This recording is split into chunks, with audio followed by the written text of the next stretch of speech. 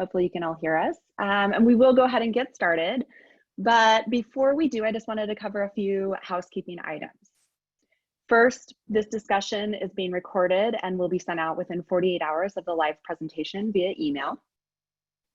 There will also be a Q&A at the end of the discussion, and please use that time to write in any questions that you have about the content of today's presentation. If we run out of time for your question, someone from our team will follow up with you. And in efforts to continually provide you valuable content, please complete the survey that will pop up at the completion of our discussion today. Aduro is recognized by SHRM to offer professional development credits, or PDCs. This program is valid for 1 PDC. You will receive your activity ID at the end of this presentation. I want to remind everyone watching this content can get heavy. We're talking about how to support the mental health of our teams. So some might find that this content is a little triggering. So just take care of yourself throughout this presentation. Add a little movement as needed, take some deep breaths, and get some fresh air as needed as well. And with that, we'll go ahead and get started. So first, some introductions. My name is Amy Holan, and I'm a mental health professional and a coach for Aduro. For those of you just being introduced to us, Aduro is a human performance company, and we really exist at the intersection of well-being and human performance. We unlock human potential in the workplace by providing coaching, interactive content, meaningful incentives, and personalized insights in a really fun and inspiring way. I'm super excited to announce our guest today. Nicole Davis is a licensed mental health counselor, substance use disorder professional, and she's a leader at her organization. Nicole is the clinical director of the crisis department at Crisis Connections, and that is a crisis phone line and support mechanism within King County, but they also support people in crisis across 9 counties in Washington state. And we also have with us Mackenzie Bannister. Mackenzie is a mental health coach here at Aduro. Mackenzie has some really great experience supporting our members around the topic of mental health that I think that you'll find really useful. And before we launch into how to support our teams with crisis fatigue, Mackenzie is going to lead us in a really brief grounding exercise to get us all in the right mind frame for today. Thank you, Amy, for those kind introductions. And so if you feel comfortable, I want you to really ground yourself in your seat and close your eyes. Now take a deep breath in.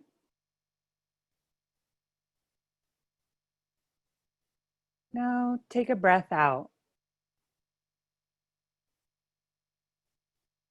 With your eyes still closed, I want you to think about this year. Has it been a year of little certainty?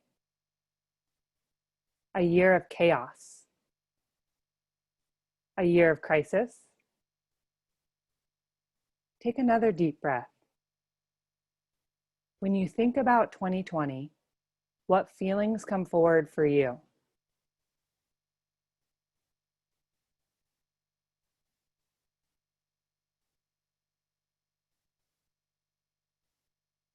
I want you to get curious about these feelings. Where is this feeling in your body? Is it a tightness? Or is it all encompassing?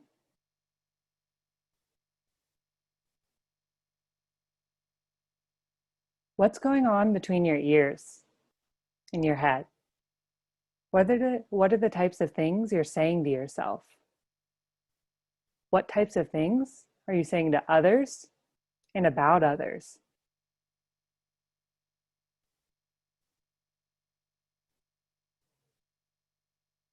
When you're experiencing this feeling, what are you able to accomplish? Is your self-talk mostly positive or negative?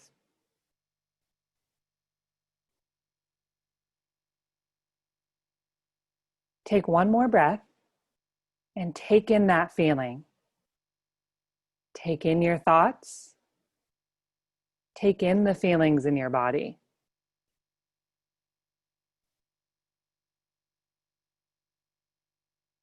Now take one more big breath in and begin to exhale.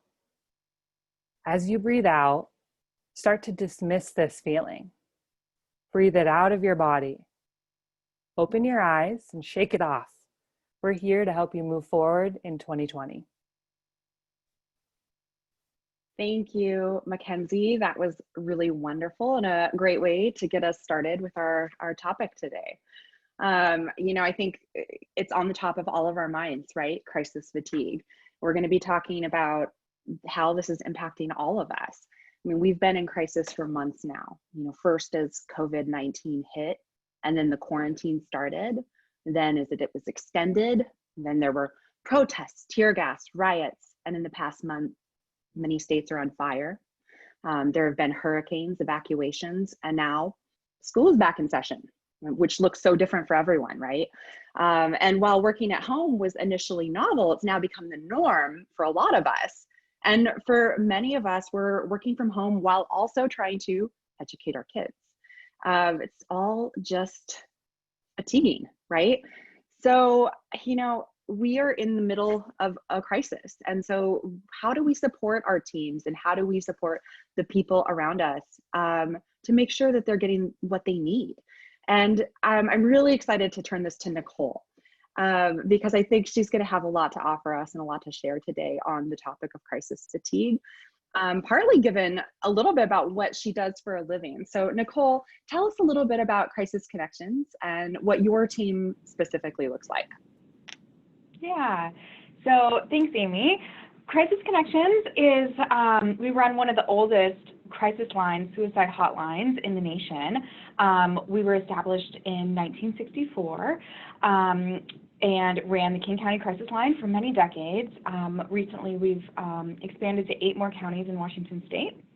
So we have quite a large volume of crisis calls every day. We are kind of a little structure of how we run things is we're a volunteer organization. All of our crisis line calls are, or most of our crisis line calls are handled by volunteers. We have about 250 volunteers. They go through 60-hour training to be able to handle acute calls. And they're supported by a clinical staff of about 80 people. We're 24/7. We're here all holidays. We're here, in clement weather and protests happening in our neighborhood. So we have people here all the time to answer any crisis calls, any support that the community needs for us. So yeah, just a little bit about, I'm the Director of Crisis Services, so I get to work closely with these crisis lines and staff. Wow, that sounds like a lot of calls and a lot of content coming in and coming to not only your volunteers, but also your staff. And I would imagine with the content being a suicide hotline, that your staff would really encounter a lot of trauma. And then they may end up taking some of that home, I would imagine. How does taking someone else's trauma maybe show up for somebody? Yeah, I think vicarious trauma can show up in a lot of different ways. Immediately, it can kind of show up in emoting your feelings as they are happening, crying, having an angry reaction to what you just experienced, visibly shaking or visibly upset. Additionally, things can kind of linger and stay with you. Maybe you don't immediately feel that trauma or the secondary trauma that somebody might experience from handling a crisis call. You might go home and struggle to sleep or have some ruminating thoughts about what you just experienced, some continued worry about the people that we talk to, how they're doing and if they are really okay when we hope that they are. Things that continue might be some appetite changes, hypervigilance, being really concerned about what's happening around you or what's happening next, having anxiety around that. So those are ways that kind of people can carry those things immediately and in the long term. Yeah, I would imagine since we're all going through a collective trauma right now with everything that's been happening in our culture and in our country, I would imagine that this would potentially transcend just a crisis line. I mean, I would imagine that this would probably be things that we should be looking out for in all of our employees. Is that pretty accurate? Yeah, I think so. I think everybody is experiencing this collective trauma of being really unsure of what's happening next. It's been a very busy year, and more so, when I am trying to be a leader for staff that work in crisis work, it's not only are they experiencing what the world's experiencing, on top of that, then they're trying to support people who are experiencing the same trauma. It can really take a toll on how we are doing as individuals. Oh, absolutely. Absolutely. Well, what systems do you have in place as a leader to support Mm-hmm. your team members? Yeah, I think it's important to stay consistent. We try and build built-in supervision and connecting with people and checking in and really paying attention to any changes that are happening with people, and trying to make sure that they're doing okay, making sure that people are aware of the EAP that we have and some other supports in our system, making sure that management is accessible and welcoming to people coming to us with whether it's problems or check-ins or anything. Really normalizing this staying connected is essential during this time. I try to keep my door open as much as possible and make sure I take every opportunity for people to know that my desk phone forwards to my cell phone. So at any given time, I can be reached if somebody needs to further debrief something that they experienced.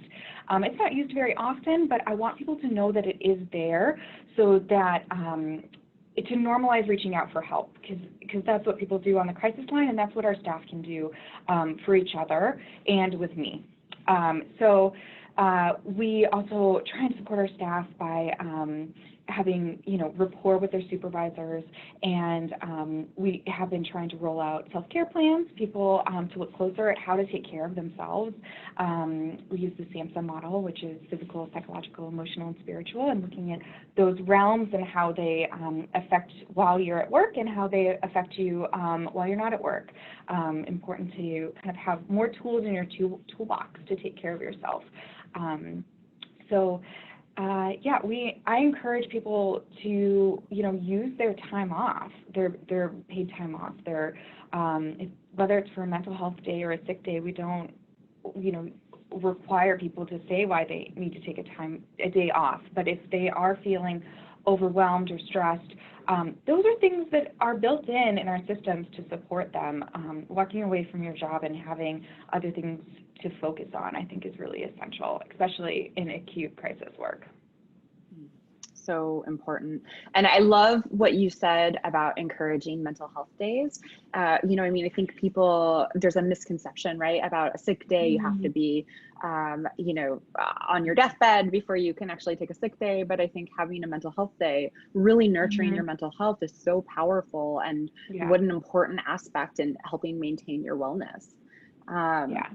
Yeah, that makes a ton of sense to me.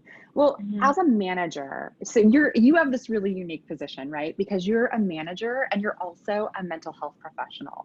So I think that you have a really unique perspective to offer, but what are some of the signs and the symptoms that you look for as both a manager and a mental health professional that someone might be struggling? Yeah, sure.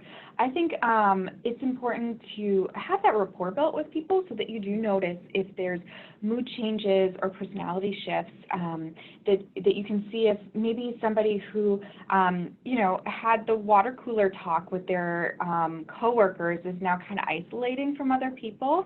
I think that's an important thing to pay attention to. If people are calling in sick more, are they feeling kind of the heaviness of what's going on, and they is it causing, physical responses, emotional responses? Do we need to look at potentially changing their schedule, or how can we support them? I think it's also important to keep in mind, are people picking up shifts more? Is something going on in their life that they need more money, or are they avoiding something? People who are overworking too, I try to keep an eye out for. Oh, absolutely. And this all makes a lot of sense for a 24-hour crisis line. And I would imagine that some of the people that are listening today maybe work in hospital systems, and this also resonates with them. But I'm just curious about, there's a lot of us that are remote. And I know Mhm. that I think you mentioned that you do have some remote staff as well. How do you keep Yeah. connected with your remote staff? Like, how do you check in on them? Yeah, so I mean, technology is amazing now. So I do video conferences with the people that I directly supervise, and we maintain our staff meetings, our focus meetings. We're trying to get a few more in-services up and running that are focused more on what's happening in the world right now, and specifically around working in crisis for that, so that people feel prepared to take care of themselves as we're going through this. Yeah, it's so important to remember too, because it feels, especially working remote, it can feel very isolating. So I love that idea of like Yeah. remaining connected and finding a way to remain connected. That's very powerful. When Mhm. you are reaching out to your team members in just a really supportive way, what does that look Mhm. like for you? What kinds of questions would you ask a team member when you're Yeah. trying to support them? Yeah, I think it is really important to have rapport with your team, and going approaching with a curious tone, a warm approach to say, I've noticed that maybe you are calling in sick a little bit more often. Is there any way we can support you in whatever it is you're going through? And really kind of letting somebody identify what it is that they might need that would make them more successful at their job, or more well taken care of as a person. That's great. Do Yeah. you have I know you had mentioned EAP and using Yeah. your sick time. Are there other Mhm. resources that you provide to your staff and your volunteers as a way Yeah. to help support them? Yeah, so the EAP I think is really important. We have it posted throughout our building, and encourage people to know that, and remind them that it's confidential, that we won't ever know what they use or not. I think that's such a great asset that companies have. And then we also have some other things, like there's a local university that reached out to us that they're offering free counseling right now to essential employees, and that's really a wonderful thing. Universities often have a counseling clinic for their counseling programs, and right now there's additional support for staff like mine. We're also encourage people to use some of our online trainings. We're building a lending library so people can utilize more up-to-date books to further their understanding and education. We're trying to, facilitate professional interests, and that we will support them in learning more. I think memoirs are really great of lived life experience in mental health is a great way to learn more about how people experience mental health symptoms. So we're really trying to foster that in what we're doing. I love that. As a memoir junkie, I love that. I think that's really important, not only as like the lived experience, but also Mhm. as how people have overcome. And that can be really inspiring, I think, for people that are, maybe just embarking down a mental health journey that they had, that's new to them.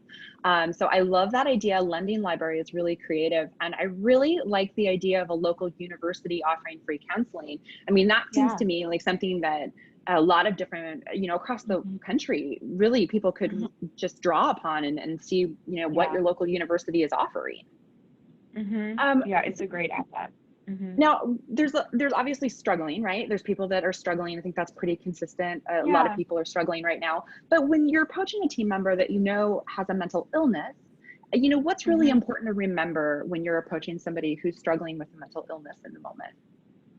Yeah, I think it's important to maintain boundaries. Like you said, I am a trained therapist, but I'm not a therapist to my staff. I'm their supervisor, and I want to support them in their job. So I feel like approaching people to better understand how things are impacting their job, if they need to take time away, if they need to utilize one of these resources that we talk about for counseling, encouraging that, normalizing that. Looking at how what you're struggling with impacting being here, and supporting them and getting the support that they need. You don't want to open up something that you can't close. I don't want to ask too many questions and then not take responsibility for creating that space for them. So I want to make sure that they get to the right people that can do that for them, because in my role, it's not me, even though it is something that I went to school for. So, yeah, I would imagine that that's, mm-hmm. sorry, yeah, I would imagine that that's a fine line, right? Of, you know, wanting to be supportive. And I would imagine that there are HR professionals that bump up against that as well, of wanting to be supportive of their employees, but also not like, when is it too far? When have we crossed the line into providing counseling to our employees? Yeah. And thinking about HR and in that role, you know, I think it is important to have like a system for when somebody's experiencing maybe a mental health crisis. What is your plan for helping address it if it gets to an HR level? You know, we do actually on the crisis line get a lot of calls from people working with their employees, trying to help navigate the system or safety plan with them or find a next step. And most local crisis lines you can do that with. Yeah, that's good to know. That's really good to know. Yeah. So tell us about, you mentioned earlier self-care, and you mentioned this model from SAMHSA that is, you know, really exploring the different components of self-care, which I think is really, I'm a huge, anybody who's ever heard me speak about anything, it's probably about self-care, because I love self-care so much. I think it's really important. But tell us about your self-care. Oh, yeah. Well, I think it's important to be an example for my employees. You know, I try my hardest not to work more than 40 hours a week. I adjust my schedule. If I do get called after hours, I then adjust my schedule so I stay within 40 hours. I don't want people to work more than 40 hours. I think you take better care of yourself. You have more rest time in that framework. So anytime I'm talking to somebody about a self-care plan, I will pull mine up and show it to them and normalize that I work on it too. You know, I make sure that I follow what I am saying and do the things that I enjoy doing, like cooking for my partner and being an avid reader and really making sure that I stay on top of those things, because as a manager or supervisor, I need to be healthy. So I don't want to display and not walk the walk. Yeah, I think that's really important. There's a certain amount of modeling, right? Demonstrating that you are, you know, taking this very seriously. And so encouraging somebody else to take it seriously, then it makes sense that you would also take it seriously. I'm just curious though, you know, I think it's really great. We talk about self-care a lot. We think self-care is really important. And at times, it's hard to do. So I'm just curious, is there anything that gets in the way of your own self-care that you find that you bump up against? You know, I think sometimes, especially this year, it's hard to maintain those things when you kind of get in maybe a social media or news loop of looking at a lot of these very challenging things that are happening in the world. And I found it helpful to schedule time. I wake up early on every weekday to do mindfulness practices and trying to stay physically healthy. So I personally found it helpful to build it into my schedule, especially, and that's come out this year just because it's been such a challenging year where at times it felt easier to maintain the things that made me happier. I've now put it into my schedule.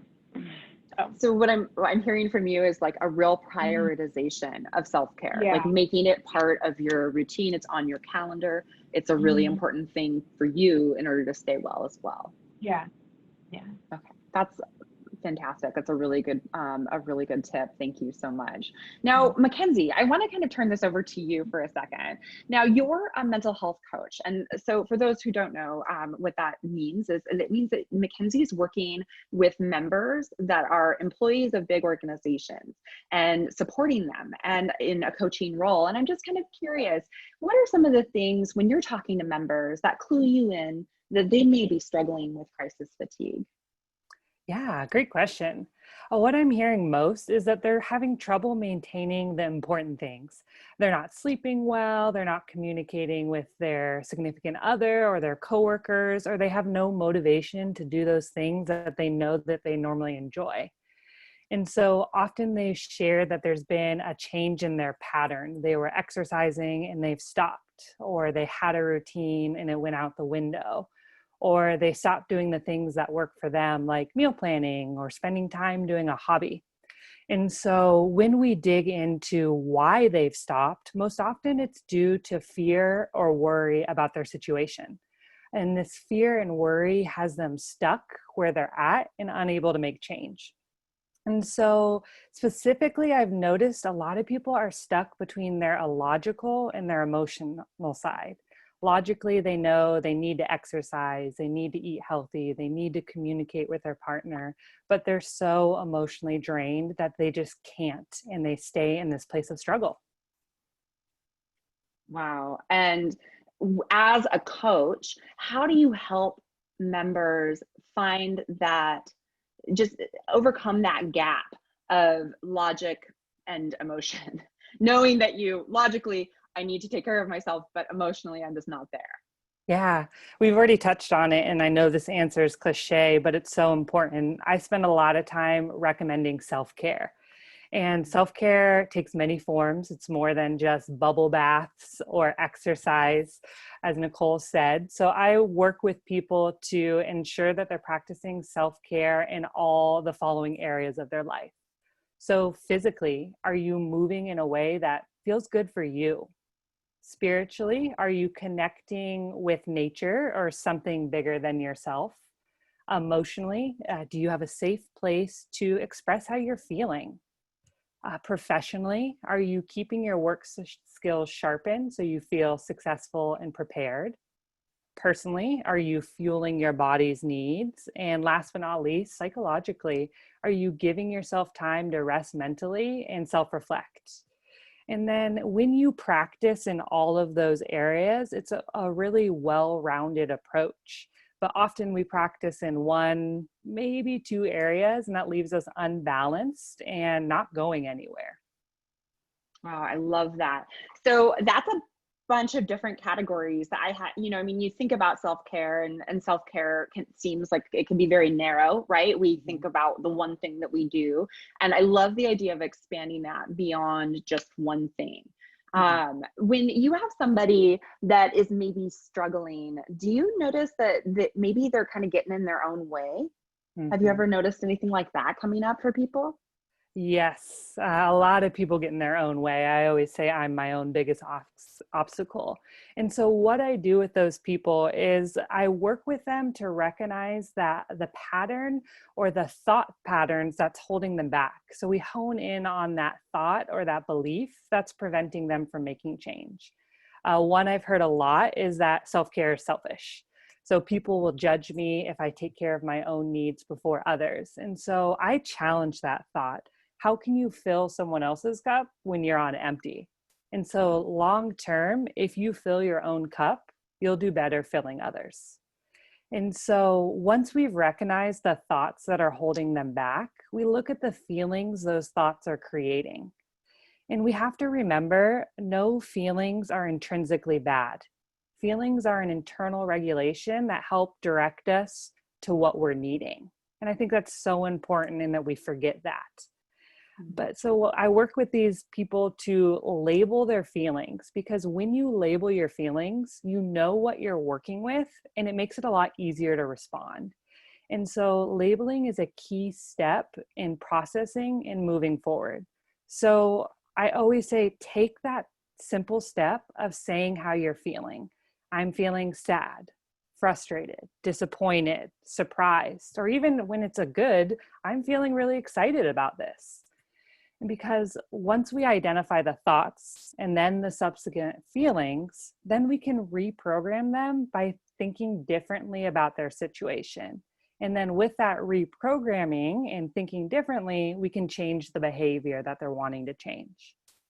And so one common example I see with those people suffering from crisis fatigue is that they're operating out of fear. And so they tell themselves this story. I hear a lot of worst case scenarios are going to play out. And so what I do is I challenge those fear-based thoughts and ask them to come back to the facts of the situation. And most often when people kind of remove the emotion of fear and they come back to the facts, the road forward is a lot more obvious. I love that idea. Well, and it makes sense that a lot of people would be in a place of fear right now. Mhm. right? Because we have so much that has happened in the past year. And I think that's what is so fatiguing, is like that sense of fear. Now, I understand the thoughts and I understand the feelings piece. And I'm wondering if somebody is sitting with one of their team members and they are, coming to them with an issue, how might they use this as a way of like connecting with their team member? Yeah. Well, I think just relating, just recognizing that a lot of us are operating in fear. And so just be open and be vulnerable with that person, is like, maybe you don't understand, but I'm sharing my own fears. And so, and just letting people know that it's okay to be stuck. It's okay to be fearful. I do a lot of reassuring that it's okay to be here. And sometimes we need more help, and really that help is available. So let them know what the resources that are available to them.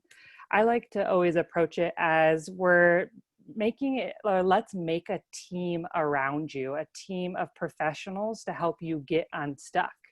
So I encourage people to talk to their doctors to rule out any physical causes that might have them in this place of fear. We can also work with a therapist to dig deeper into the mental factors at play. I often encourage people to use their EAP as well, or that employee assistance program, which connects them to therapists in their area for a number of free sessions. And everyone loves free sessions, so why not use them? And so as an Enduro coach, I'll warm transfer to an EAP who can help them connect to a therapist in their area or their network. But you don't have to be a coach just to be like, hey, did you know we have this resource? Or did you know you can get counseling from here? And so coming back to that team approach, but once that team is assembled, we're all working to get that person back into the driver's seat of their mental health. And that team approach is really the best, most well-rounded approach to get them unstuck and moving forward. Yeah. I love that. Thank you. I'm wondering a little bit, you mentioned behaviors briefly, about changing behaviors. And I'm just curious, what are some of the behaviors that you encounter that is a sign that somebody might be struggling? Yeah, a lot of thing is this wanting, again, back to that logical to the emotional side, this wanting to do something, but I can't. And so you hear a lot of things is, I can't exercise, I can't sleep, I can't connect with the people I love. And so there is this desire, but there's something holding them back from that behavior. And the behavior can really be anything. It's something they want to be doing, they've done in the past, but they're not. Okay. I think that's really, those are always really important things to keep in mind when you're looking at, what are the true things that are actually presenting for people, that might be a warning sign or that they're really struggling. Mhm. Um, Nicole, I want to ask you a question a little bit about burnout. I think right now we are, I think part of the reason why a lot of us are feeling so fatigued is that it's just ongoing, right? Like it's feeling very ongoing with everything that's happening in the world. One thing after another. Right, right. And Yeah. I'm just curious, what are some of the signs that there's maybe some burnout at play? I think especially in crisis work and in counseling, there's compassion fatigue, where you just run out of space to hold other people's own trauma or experience. And I think it results in having kind of short responses with people, or not having time to spend with them, not having the patience to continue that compassion and understanding, empathy. I think that's why I really appreciate the Crisis Connections model, is we have volunteers who only answer our crisis line 4 hours a week. So they come in rejuvenated and energized, and then the staff support them in that. And it's really worked well over the years. I think it's about making sure you have enough variety in your life, enough balance of what you're working on, and to maintain some of that energy towards offering patience and compassion to the people around us. Now, if you were to have an employee that is experiencing a mental health crisis versus somebody who's struggling, I mean, those two things can look very similar. What would be a good way to differentiate between those two? I mean, I think I would probably include our human resources department if it was more of a crisis than just struggling. If it's struggling and I can support people by talking through what they're experiencing and seeing if we can do some tangible supports, then that's great. But if it's beyond that, I want to make sure there's more people involved as an agency, more oversight to make sure that we're offering as much as we can, or even just another person to bounce ideas off of as we try and navigate whatever it is that they're experiencing. And I think that it's really important that we mention that September is National Suicide Awareness Month. And, I think even beyond, I mean, we know that suicidal risk occurs year round. It doesn't need a certain month, but I think because this is the tail end of September, we should probably mention, and talk a little bit about, suicidal employees. It happens from time to time. I'm just kind of curious, what do we do as a company if we're encountering a member or a participant or a staff member who is suicidal? Yeah, I would absolutely have HR involved. And like I said before, you can help somebody navigate the system, but, in maintaining boundaries around how much you can offer to people. There's accessing emergency services like calling the crisis line, or if things are really imminent, calling police, helping to navigate that with somebody, further understanding exactly what it is they need to maintain their safety. Okay, that's really, I think, really important to remember. Are there any warning signs that you can point out that might be important to know if somebody is feeling suicidal? I think that some of the overall warning signs are, changes in mood, isolation, giving away belongings, or having kind of closed-ended statements that things aren't continuing. We really encourage people on the crisis line not to be afraid to ask somebody if you're suicidal, because it doesn't hurt. It doesn't hurt them if they're not feeling suicidal, and if they are feeling suicidal, then we have the information to work with. I would imagine that would be a really terrifying question to ask if you've never asked it before. So how would you ask it? I think straight language is the best. Just say, you've said some things to me today that have me concerned about your safety. Are you feeling suicidal? Wow. Okay. And then if they say yes, then at that point, that's when maybe getting HR involved, or if this is an HR professional watching this, because obviously we're offering a SHRM credit for this, then maybe looking at their policies and procedures, like what would be a good path to go down if somebody said yes? I think, being prepared for these things is within your HR department to probably consult with a lawyer if you're making a policy and procedure about it, so that you guys are all protected. I think it's really up to each agency how they want to have a support in place. Okay. Yeah, and I would imagine that every state probably has their own crisis line, much like what you have for Washington State. What we could maybe do is chat into the chat what the National Suicide Lifeline number is. Because now, can you tell me a little bit about the National Suicide Lifeline? Yeah, so the National Lifeline is a suicide hotline, and it is answered 24 hours a day, 7 days a week, and they're actually moving in the next few months. I think it's or in the next year, I think maybe 2022, to a 3-digit dial-in code. So that'll be great. Just like 911, we'll have a 3-digit number that anybody can call and get a hold of a crisis counselor. Wow, that's fantastic. I'm really looking forward to that happening. I think that'll make it'll take away a lot of the confusion as to what would happen. When you are supporting somebody who is suicidal, if they've said yes, you know, and you want to go get them that next help, that next step, do you recommend going to a hospital? Do you feel like, I mean, what's a good path for keeping somebody safe? Yeah, you know, it really depends on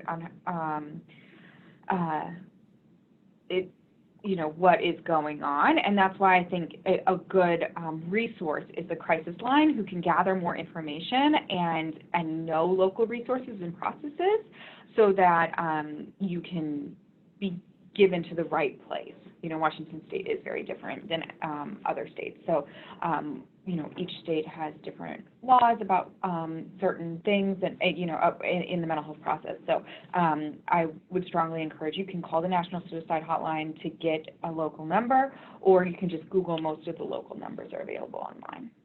Okay, so quick question. If you're calling a national suicide hotline as an HR professional trying to get more information, are they cool with that? Is the National Suicide Hotline, are they going to be like, you know? No, I think they welcome these calls. Yeah. Okay, that's good to know. Okay, very good. Well, I just really appreciate all of this. I think that this has been just really incredible to hear both of your perspectives on this. And, you know, I'm hopeful that this has created some questions for our members, people that are watching right now. I think that there's some questions coming in through the Q&A. So I want to just turn it over to the audience to make sure that we answer all of their questions, because I know that this is really pertinent and really challenging to a lot of people. So I do have a question coming in right now that there are people that are feeling that maybe they're just not qualified to handle what's happening, and not only with the current state of the world, but also personally. And any suggestions on how to bring that up to management? I think bringing up a desire to create a plan for that. So maybe having people involved in if we run into these scenarios, how are we going to respond? And if that's a policy and procedure or just a plan of action, I think people feel more confident when they know what they're going to be asked to do. So if you are just feeling really overwhelmed by this, or it's over your head, I think then that is an indicator that you should make a plan for how you want to formulate your response if one of your employees is in crisis. Yeah, and I think that there's something else there about somebody who's feeling maybe not qualified to handle it, or they're struggling personally. I just want to have a little shout out to make sure that you're taking care of yourself. I think that, you know, this whole thing is focused on how do we support our team? How do we support our team? But you know what? Our teams are not going to be supported by us if we're not taking care of ourselves. And so we have that self-care that we talked about, but also, what does it look like to get the support that you need? I mean, it is okay if you are struggling right now. Just make sure that you're getting that support and the things that you need. So accessing your EAP for you, for example, and really just tuning into the resources that are available, not only for your teams and your staff, but also for yourself, because that's so important. If we don't, you know, as we get on an airplane, they say, if you don't put your mask on before you put it on anyone else, that's because if you're not there, you can't support other people. So we really want you to be thinking about how to take care of yourself as well. I do have another question in here that, which I think is really important, and I think you could probably provide some really good insight into this. How do we cope with dealing with other issues with family members who are having mental health issues, financial issues, and other problems? Somebody who's writing in is the head of their family. And many people within their family have needed their help recently, and this has been super stressful for this person. They're doing their best to stay productive and with their work, but they're also trying to help other people get it together. So just curious, like, I guess the main question here is, how do we cope when we are providing support to others? Yeah. I think people are reaching out a lot more for structured help, for structured support. I know that the referrals to therapists are up, and I know that our crisis line numbers are up. Last month we were up 37% from the previous year. People are reaching out for help, and I think it might be a new time to engage in new practices that you might never have done before. Having stress from family and being the head of a family, and them going through the crisis and you going through the crisis, it's kind of like what we were talking about, the people on the phone lines answering the crisis while they themselves are going through the crisis. I just really want to normalize that this stress is a lot, and it is okay to start to engage in therapy or start to establish a self-care plan. People are going to continue to depend on us as family members and us as a crisis line. So new ways of how to take care of ourselves at this time, I think are essential and important to be looking at. Yeah, I think that's really, really important. We have another question here that popped up that was asking about how you take care of yourself. And I know you answered this briefly with a couple areas of your self-care, but I'm going to turn this to both Nicole and Mackenzie. I'm going to ask a little bit about your own self-care in the physical, emotional, and spiritual realms. That was the question from one of our audience members. So both of you, I'd love to turn it over to you. How do you take care of yourself in those capacities? Physical, emotional, and spiritual. You can go first, Nicole. Sure. So physically, I do yoga, and I try to maintain a strict schedule of that. Well, not strict, but as consistent as I possibly can. COVID has really broadened my walking with friends. So I have a Sunday walk with the same friend every week, and that's been really essential. I think emotional is staying connected to people. This video option now has actually even broadened some of my connections with people that I haven't connected with in a while, that may live in different states from different parts of my life. And spiritually, I do engage in mindfulness. I find it really rejuvenating to myself and energizing as I try and help support other people who are going through a hard time. Yeah, absolutely. That's great. Mackenzie? Yeah. What kind of things do you do? Yeah, physically, I'm also kind of starting a new yoga practice this year. And so I've really enjoyed that because that's just me and a mat in my apartment and just trying out different moves. I also am a big walker. My biggest purpose behind walking is scouting the dogs in the neighborhood. And I really enjoy that. On the emotional side, I've grown a lot this year. I'm really working with being vulnerable with my friends and just talking about how I'm feeling. That's not something I do or comes naturally.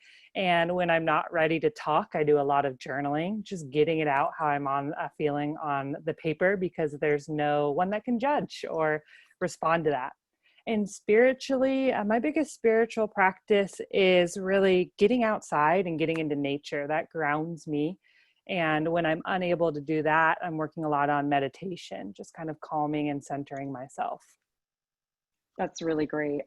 I know for myself, I really focus on, so physically, I love to get out and take walks, but I also love to jump on my bike. That's a big thing for me. And emotionally, I think that is a really important piece of self-care that we sometimes neglect. So for me, it's really about staying connected to friends, even though there's a lot of isolation happening right now. I have a Marco Polo app, which I connect to friends on. And that's the way that I just emotionally take care of myself, is by connecting with those friends. And then also really enjoy journaling. I wake up, Nicole, much like you, actually, I wake up early in the morning. I have some set time to do some journaling. And that's also part of my spiritual practice as well, is just really trying to feel connected and, you know, thinking outside the box of how to feel connected to the greater good, right? I think that that's kind of it for questions. I know we have a slide that we want to put up for your SHRM credit. So I'm going to ask that we go ahead and push that slide out now. I want to make sure that everybody gets, oh, there it is. And there is, it's valid for one PDC, and that is your activity ID. If there are any other questions, I know that Crisis Connections in King County offers a lot of really great resources, especially locally, to other organizations and companies as well. And it looks like we have also in here in the chat, you may see it, that the SHRM credit is 20-VF3TA. But again, Crisis Connections also, I would encourage you to look at their website, reach out to them. I know that they have a lot of classes that they offer to organizations on compassion fatigue and things like that. And they can do trainings and public trainings as well. So that's also a really great offering if you are here locally in Washington State. And if there are any other questions, I'm happy, we're happy to answer them. Otherwise, we will go ahead. Oh, and then do we have the National Suicide Hotline number? Yes, it was chatted in a little earlier. Oh, it looks like, I'm gonna chat that out right now to everyone. Oh, it looks like, if I could get a little, let's see here. It's 1-800-273-8255. And that is the National Suicide Hotline number. And I will say another really great thing about the National Suicide Hotline number is that it will channel calls. It's a national number. It will channel calls to your local crisis center. And so what's so cool about that is, like, you just call this one number and it will automatically pipe you through to the right resources. So you're already in the right area. You're already talking about resources that are available to you locally. And so this is a really important number to have. Again, it's 800-273-8255. And it's the National Suicide Lifeline. All right, thank you everybody for being here today. I'm just gonna make sure that there are no other final questions. Thank you again for being here today and joining us in this really important topic. And we hope that you've gained something out of it. I know I did. I want to really huge thanks to Nicole and to Mackenzie for providing us this really important work that you're doing and sharing that with the community. And it looks like somebody's asking about, there's no slide on the screen. And I think that there was a slide up about the SHRM credit, which is 20-VF3TA.